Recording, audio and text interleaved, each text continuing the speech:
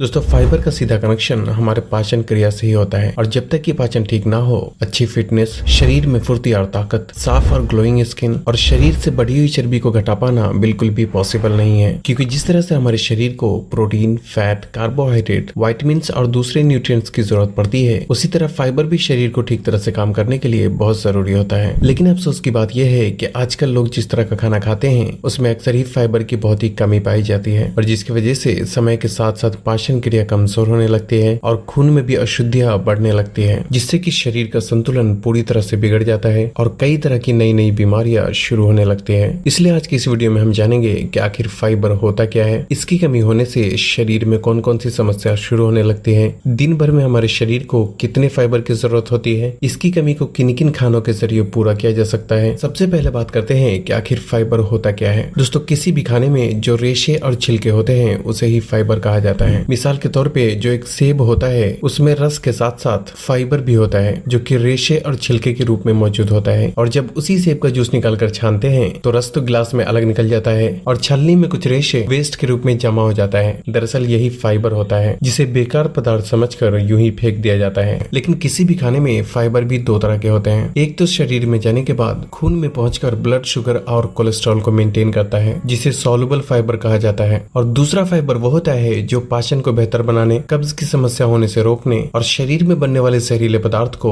Stool यानी मल के जरिए शरीर से बाहर निकालने का काम करता है। अब बात आती है कि हमारे शरीर को दिन भर में कितने फाइबर की जरूरत होती है। दोस्तों औरतों के शरीर को दिन भर में 20 से 25 ग्राम फाइबर की जरूरत होती है, जबकि मर्दों के लिए दिन भर में 30 से 35 ग्राम फाइबर अपने खाने के जरिए पूरा करना बहुत जरूरी होता है। अब बात आती है कि शरीर में फाइबर की कमी होने से कौन कौन सी समस्या शुरू होने लगती है। दोस्तों जब भी शरीर में फाइबर की कमी होती है तो हमारा शरीर उसे अलग अलग तरीके से बताने की कोशिश करता है और जिसमें नंबर 1 है कब्ज या फिर पाचन में गड़बड़ी। खाने में फाइबर की कमी होने से इसका सबसे ज्यादा पाचन पर ही बुरा असर पड़ता है और कब्ज की समस्या शुरू होने लगती है। यहाँ तक कि एक ही दिन में ये लक्षण दिखने लगते हैं। मिसाल के तौर पे जाने अनजाने में आज कोई व्यक्ति बिना फाइबर वाले खाने का इस्तेमाल करता है तो कल सुबह होकर ही कब्ज और पेट ठीक से साफ न होने की समस्याओं का सामना करना पड़ जाता है। और ऐसा इसलिए क्योंकि जब हम कुछ भी खाते हैं तो वह आहार नली से होकर पेट में पहुंचता है, पेट से छोटी आंत में, छोटी आंत से बड़ी आंत में और फिर बड़ी आंत से स्टूल यानी मल के जरिए शरीर से बाहर निकल जाता है। लेकिन यहाँ ध्यान देने वाली बात यह है कि जब कोई भी खाना हमारी छोटी आंत में पहुंचता है तो खाने में मौजूद रस और न्यूट्रिशन को हमारी छोटी आंत खींचकर उसे खून में पहुंचा देता है और जो वेस्ट पदार्थ बचता है उसे बड़ी आंत में ढकेल दिया जाता है और दरअसल इसी वेस्ट पदार्थ में ज्यादातर फाइबर होता है। खाने में फाइबर की मात्रा ज्यादा होने से बड़ी आंत में वेस्ट पदार्थ भी ज्यादा मात्रा में जमा होता है जिससे कि सुबह प्रेशर अच्छी तरह आता है और पेट भी खुलकर साफ होता है। लेकिन जब किसी व्यक्ति के द्वारा खाए गए खाने में फाइबर की कमी रहती है तो वो खाना छोटी आंत में पहुंचते ही उसे लगभग पूरा खींचकर खून में पहुंचा दिया जाता है, क्योंकि उस खाने में फाइबर की मात्रा कम होने की वजह से वेस्ट पदार्थ उतना बचता ही नहीं जिसे बड़ी आंत में भेजा जाए, या फिर इतना कम वेस्ट पदार्थ बनता है जो कि बड़ी आंत में आने के बाद भी रुक जाता है और ठीक से प्रेशर नहीं बनता, जिससे कि आसानी से बाहर नहीं निकल पाता और कब्ज की समस्या पैदा करने लगता है। और यही वजह है कि जो लोग ज्यादातर बिना फाइबर वाले खाने का इस्तेमाल करते हैं उनमें अक्सर ही कब्ज की समस्या देखने को मिलती है। हालांकि कई बार पानी बहुत कम पीने की वजह से भी स्टूल पूरी तरह से सूख जाता है और कब्ज की समस्या शुरू होने लगती है। इसलिए खाने में फाइबर की कमी को पूरा करके सही मात्रा में पानी पीने का भी ख्याल रखा जाए तो कब्ज की समस्या को कुछ दिनों में ही काफी हद तक ठीक किया जा सकता है, और जो कि आगे इसी वीडियो में हम जानेंगे कि फाइबर की कमी को किन किन खानों के जरिए आसानी से पूरा किया जा सकता है। नंबर 2, फाइबर की कमी का दूसरा लक्षण है ब्लड शुगर फ्लक्चुएशन, जिसका मतलब है कि खून में शुगर की मात्रा एकदम से बढ़ जाना और फिर तुरंत एकदम से कम हो जाना। क्योंकि जब कोई व्यक्ति बिना फाइबर वाले खाने का इस्तेमाल करता है तो उसमें मौजूद शुगर, कार्बोहाइड्रेट और दूसरी कैलोरीज तुरंत खून में पहुंचकर ब्लड शुगर को इंक्रीज कर देता है, जबकि फाइबर वाले खाने का इस्तेमाल करने से ये शरीर में धीरे धीरे एब्जॉर्ब होता है और ब्लड शुगर को अचानक से इंक्रीज भी नहीं करता। और यही वजह है कि डायबिटीज वाले लोगों को डॉक्टर हाई फाइबर फूड खाने की सलाह देते हैं।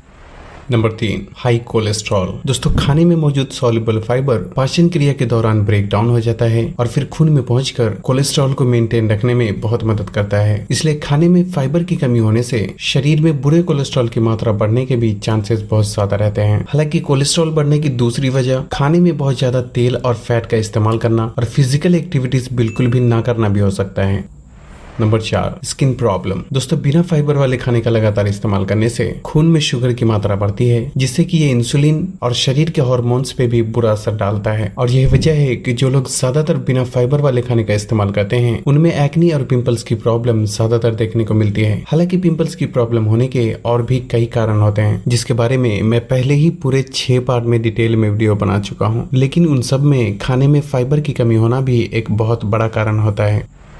नंबर 5 है मोटापा। दोस्तों, शरीर में चर्बी के बढ़ने की सबसे बड़ी वजह होती है खाने में ज्यादा शुगर, कार्बोहाइड्रेट और फैट का इस्तेमाल करना, क्योंकि ये चीजें जरूरत से ज्यादा होने पर हमारे शरीर में फैट के रूप में स्टोर हो जाता है। और जब ऐसे खाने में फाइबर की कमी होती है तो शरीर में चर्बी बढ़ने की प्रक्रिया भी और भी ज्यादा तेज हो जाती है। और ऐसा इसलिए क्योंकि बिना फाइबर वाला खाना शरीर में जाने के बाद उस खाने में मौजूद कैलोरीज पूरा का पूरा तुरंत एक ही बार में खून में पहुंच जाता है, और उसमें से कुछ कैलोरीज हमारे द्वारा सांस लेने, बात करने और कोई काम करने में इस्तेमाल होता है। और अगर कोई व्यक्ति ज्यादा मेहनत का काम नहीं करता तो जो भी कैलोरीज खून में बचता है तो वो फैट के रूप में शरीर के अलग अलग हिस्से में स्टोर होने लगता है, और जिससे कि व्यक्ति मोटापा का शिकार हो जाता है। जबकि फाइबर वाला खाना शरीर में जाने के बाद ये कैलोरीज को कंट्रोल करके रखता है और एक बार में उतना ही कैलोरीज हमारे खून में रिलीज करता है जितना कि हमारे शरीर को जरूरत होती है। और यही वजह है कि जब भी फिटनेस या फिर फैट लॉस की बात आती है तो उसमें हाई फाइबर फूड का ही ज्यादा से ज्यादा इस्तेमाल किया जाता है। हालांकि कई बार किसी बीमारी, जेनेटिक प्रॉब्लम या फिर मेटाबॉलिक डिसऑर्डर की वजह से भी कुछ लोग मोटापा के शिकार हो जाते हैं। अब बात करते हैं कि फाइबर की कमी को किस तरह से पूरा किया जा सकता है। दोस्तों, फाइबर के बेस पे सभी नेचुरल खाने को 3 कैटेगरी में डिवाइड किया जा सकता है, लेकिन इन खाने की चीजों के बारे में जानने से पहले कुछ ऐसे खाने के बारे में जानना जरूरी है जिसमें एक तो फाइबर बिल्कुल भी नहीं होता, और दूसरा ये कि उसमें शुगर और फैट की बहुत ज्यादा मात्रा मौजूद होती है, जिससे कि हमारे पाचन और शरीर को बहुत ज्यादा नुकसान पहुंचाता है। जैसे कि चाय, बिस्किट, मैदे से बनी चीजें, ice cream, pizza, burger, samosa, cold drink, chips, chocolate, मिठाई और बाहर दुकानों में मिलने वाली लगभग सभी चीजों में फाइबर बिल्कुल भी नहीं पाया जाता, क्योंकि ये सभी चीजें या तो बहुत ज्यादा तेल या फिर बहुत ज्यादा चीनी से बनी होती है, जो कि कब्ज, डायबिटीज, कोलेस्ट्रॉल, एक्ने, पिंपल्स और कई तरीके की दूसरी बीमारियों का कारण बनता है। साथ ही इन चीजों का लगातार इस्तेमाल करने से पेट में अच्छे बैक्टीरिया की मात्रा खत्म होने लगती है और बुरे बैक्टीरिया बढ़ने लगते हैं, जिससे कि पाचन क्रिया समय के साथ साथ बिगड़ती चली जाती है। इसलिए मैं आपको ये नहीं कहता कि आपको इसको बिल्कुल नहीं खाना चाहिए, लेकिन हो सके तो अच्छी सेहत पाने के लिए इन चीजों का जहां तक हो सके कम से कम ही इस्तेमाल करें, और खासकर इसे खाली पेट इस्तेमाल करने से जरूर परहेज करें, क्योंकि इन चीजों का खाली पेट इस्तेमाल करने से ये शरीर को और भी ज्यादा नुकसान पहुंचाता है।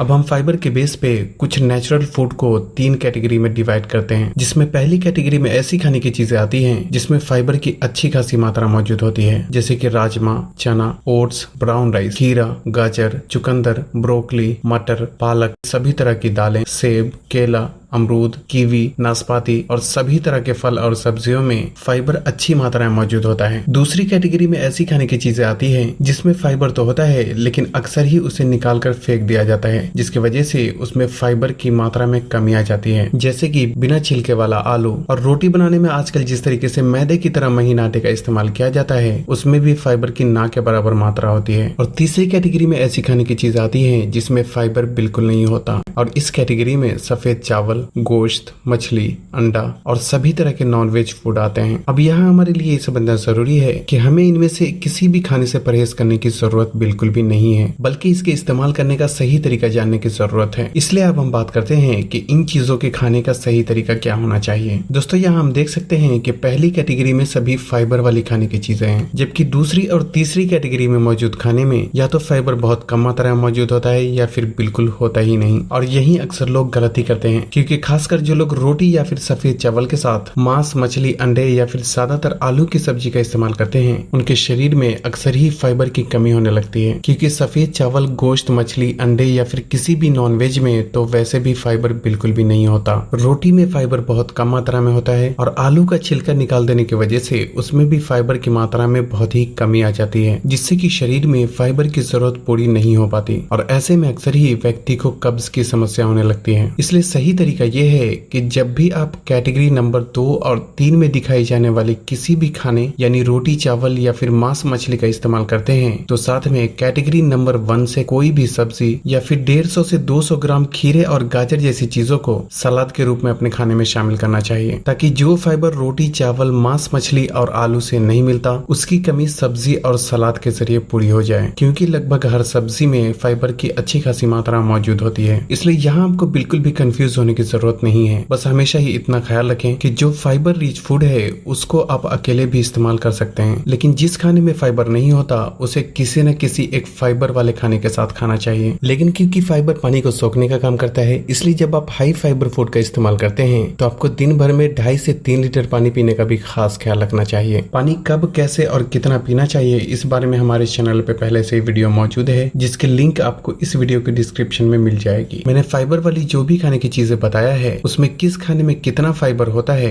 ये आप गूगल में सर्च करके भी देख सकते हैं, या अगर आप चाहेंगे तो मैं कोशिश करूंगा कि किस खाने में कितना फाइबर होता है इस बारे में भी एक अलग से ही वीडियो बना दूं। तो बस आज के लिए इतना ही। अगर वीडियो पसंद आई हो तो इसे लाइक और शेयर करके चैनल को सब्सक्राइब करना भी ना भूलें, और तब तक के लिए अपना ख्याल रखें। अल्लाह हाफिज।